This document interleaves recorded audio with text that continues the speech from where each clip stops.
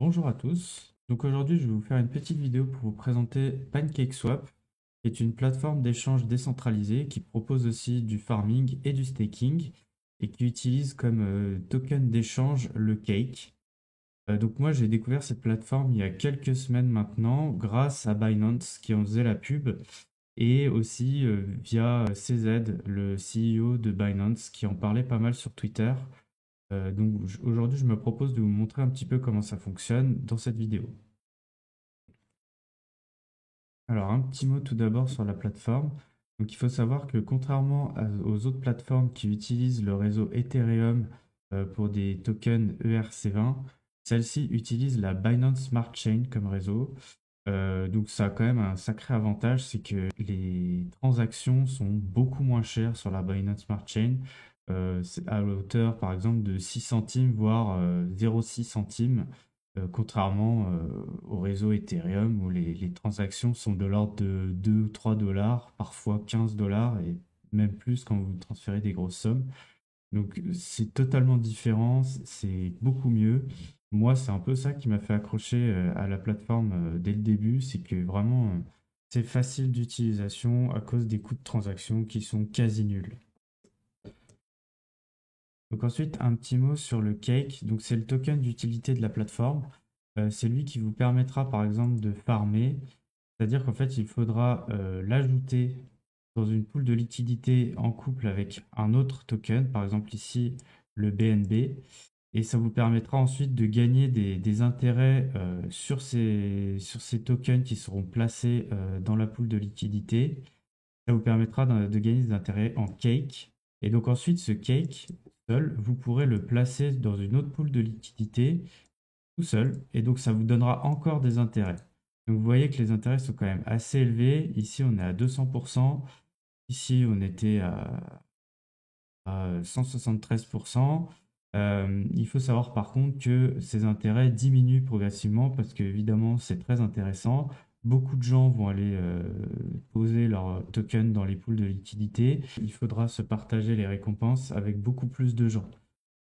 Et ça peut diminuer assez rapidement. Par exemple, ce matin, le pourcentage d'intérêt sur le cake était à 200,5. Donc là, on est à 199,2. Il faut savoir que la semaine dernière, on était plus sur du 230. Donc là, globalement, il y a énormément d'argent, enfin de cakes qui sont stackés.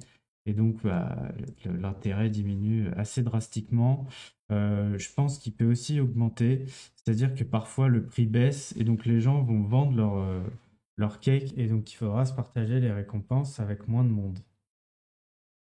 Le cake va également vous permettre de participer aux loteries qui sont organisées régulièrement sur le site. Donc pour ça, il faut acheter des jetons avec des cakes. Et ça va vous permettre également de récupérer des tokens non-fungible tokens, NFT. Bon, alors ça, j'avoue, j'ai pas trop exploré, je sais pas trop à quoi ça sert et quels sont les avantages. Donc voilà.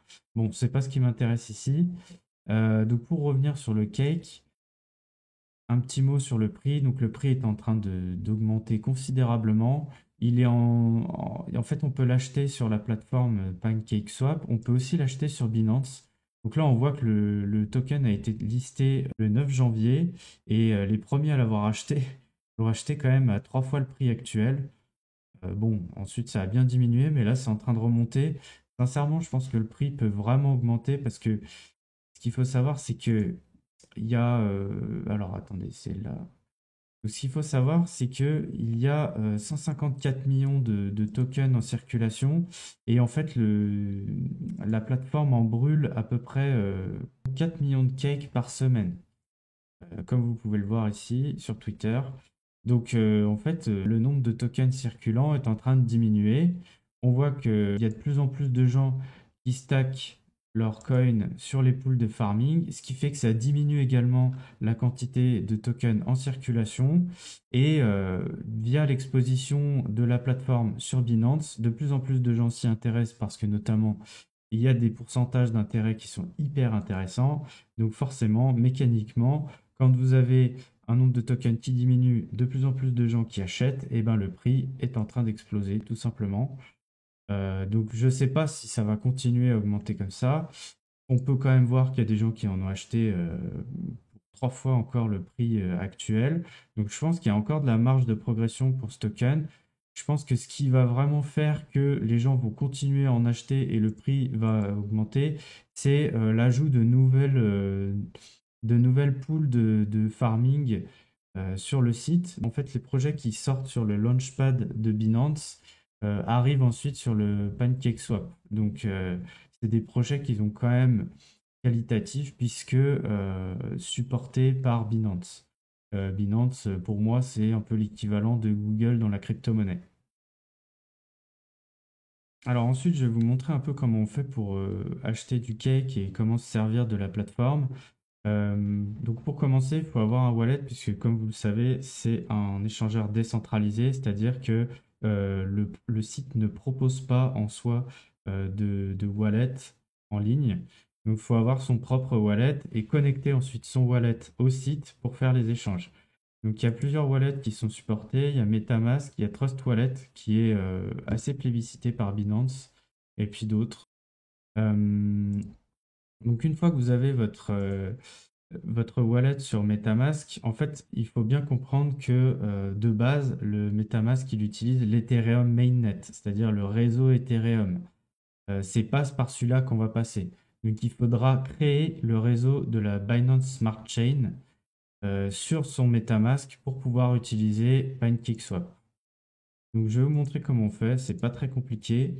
Il suffit de cliquer ici et d'aller dans Custom RPC. Donc là, on va vous donner en fait des données à rentrer. Donc moi, je l'ai fait ici.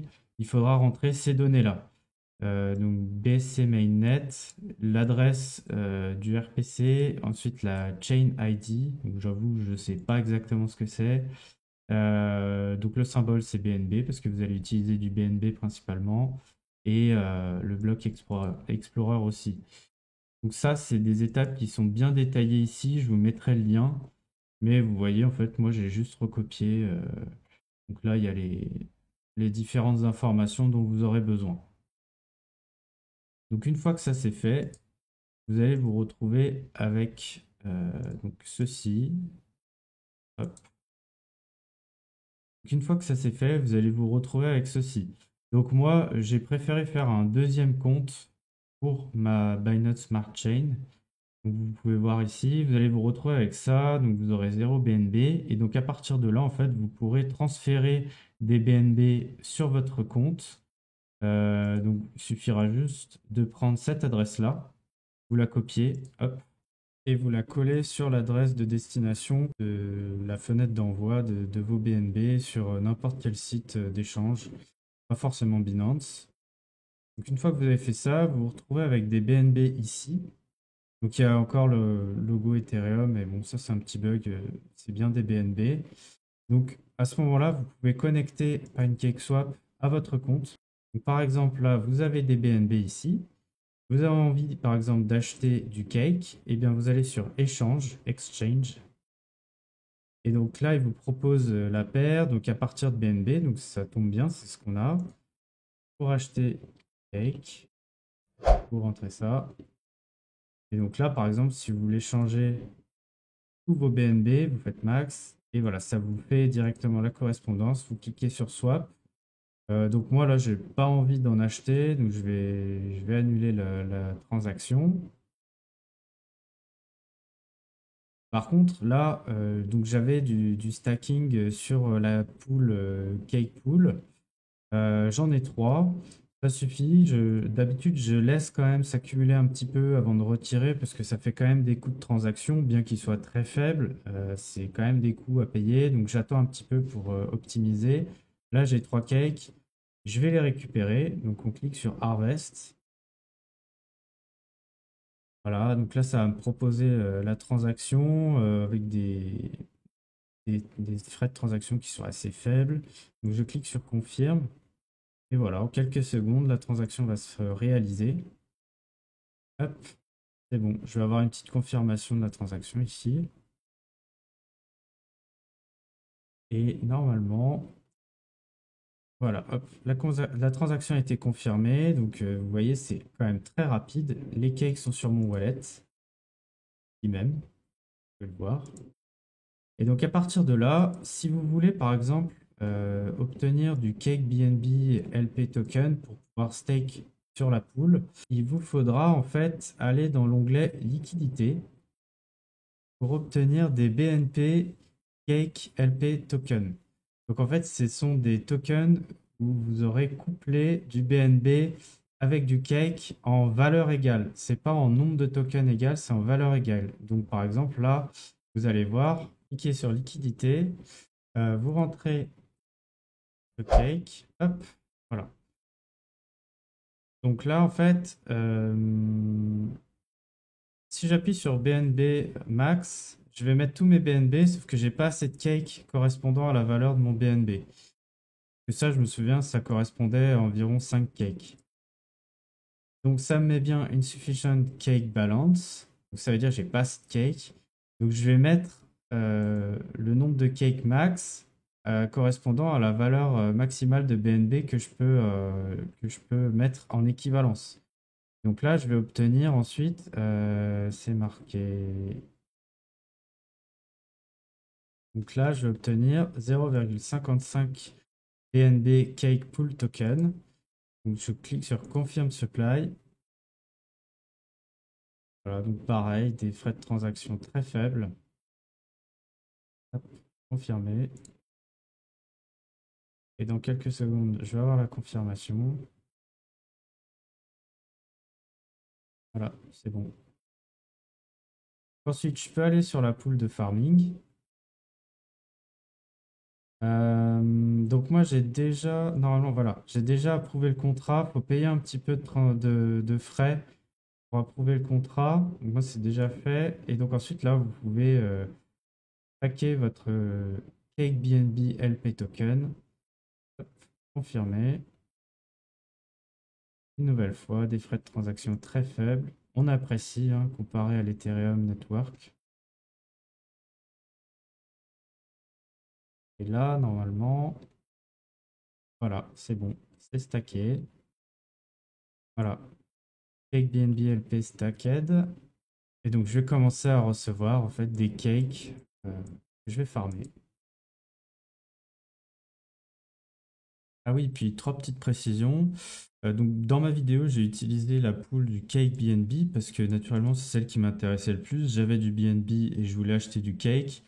Donc, j'ai utilisé celle-là, mais vous pouvez utiliser n'importe quelle autre. C'est en fonction évidemment du pourcentage d'intérêt, mais également du token. Faites bien attention à ne pas acheter des tokens que vous ne connaissez pas du tout, parce que eh ben, ces tokens-là ont aussi un cours qui peut diminuer et vous pourriez ressortir perdant de l'échange si par exemple vous avez gagné quelques tokens par exemple, de cake grâce à cette pool-là mais que le token Helmet a perdu beaucoup de valeur. Enfin, c'est un risque que vous prenez. Donc, ne stackez que sur des pools où vous êtes d'accord de détenir le coin. Vraiment, faites bien attention à ça.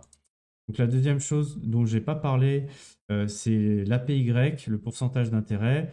Donc, APY, en fait, ça signifie Annual Percentage Yield. C'est une estimation en fait, hein, puisque comme on en a parlé précédemment, c'est vraiment très variable en fonction du nombre de personnes qui stackent sur la pool et ça a tendance à diminuer. Donc ne prenez vraiment pas ça pour argent comptant. La troisième chose que je voulais ajouter, c'est que naturellement, vous pouvez stocker directement sur des pools simples. Vous n'êtes pas obligé de passer par les farming pools. Pareil, hein, c'est en fonction des pourcentages d'intérêt et du token si ça vous intéresse de l'acheter et de le détenir. Vous voyez, il y a plein de tokens différents, il y a plein de pools différentes. C'est à vous de voir, c'est vous qui faites votre choix.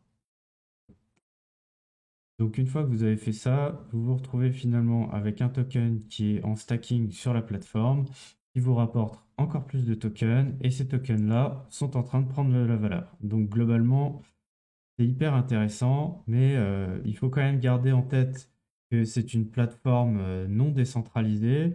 Donc, il y a toujours les risques qu'on connaît sur les plateformes non décentralisées, c'est-à-dire que il y a des risques de piratage, il y a des risques d'exit scam, c'est-à-dire que les créateurs prennent l'argent qui est stocké sur la plateforme et partent avec. Franchement, j'y crois pas du tout. Ça me paraît être un projet assez fiable étant donné que c'est hyper plébiscité par Binance. Mais voilà, on ne sait jamais. Il y a quand même des risques. D'autre part, le token est en train de prendre beaucoup de valeur en très peu de temps. Donc il y a quand même un risque qu'au bout d'un moment, les gros comptes vendent massivement leurs tokens pour récupérer leur mise initiale. Donc ça pourrait faire lourdement chuter le prix, mais comme je vous ai expliqué plus tôt, ça pourrait aussi augmenter le pourcentage d'intérêt sur les différentes pools de stacking.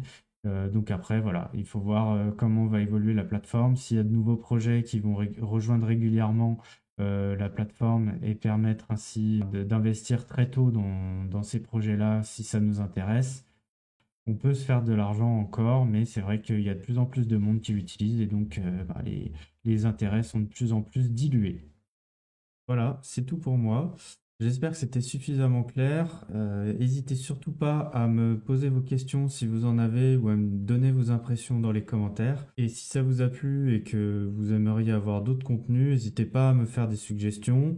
Vous pouvez aussi liker et vous abonner. Et puis je vous dis à bientôt. Salut!